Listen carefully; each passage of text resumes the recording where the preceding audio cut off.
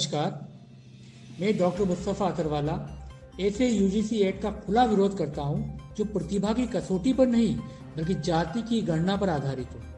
भारत को आरक्षित नहीं, सशक्त, सक्षम और सामर्थ्य युवा चाहिए, क्योंकि याद रखिए, राष्ट्र निर्माण किसी वर्ग से नहीं, प्रतिभा से होता है।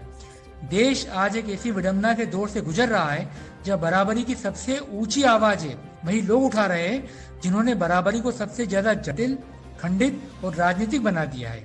आज शिक्षा, आज अगर कोई कह दे कि वहाँ स्वर्ण है तो मान लिया जाता है कि उसकी मेहनत नकली है, उसकी सफलता संदिग्ध है और उसकी पीड़ा मजाक, जैसे जन्म ही अपराध हो गया हो।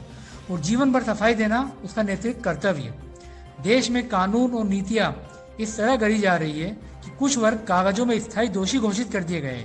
बहसों में इन्हें खलनायक बनाया जाए और समाज उनसे अपेक्षा करे कि वे चुप रहे, सहते रहे और हर उस फैसले को स्वीकार करे जो उनकी मेहनत, उनका अवसर और उनका भविष्य छीन ले।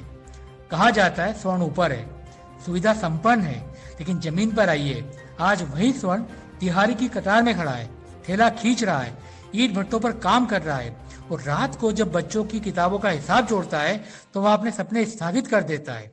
आज उसके सपने उसकी औकात से बाहर के हैं। आज यूजीसी जैसे नए कानून बराबरी के नाम पर पेश किए जा रहे हैं, लेकिन व्यवहार में वे मेहनत की सीढ़ियों को समेट लेते हैं और पहचान को पहले पहुंचा देते हैं। यहाँ सुधार नहीं है, यहाँ एक असंतुलित प्रयोग है जिसकी कीमत पूरा राष्ट्र चुकाएगा। अगर आज स्वर्ण चुप है तो इसे सहमति समझने की भूल ना समझिए।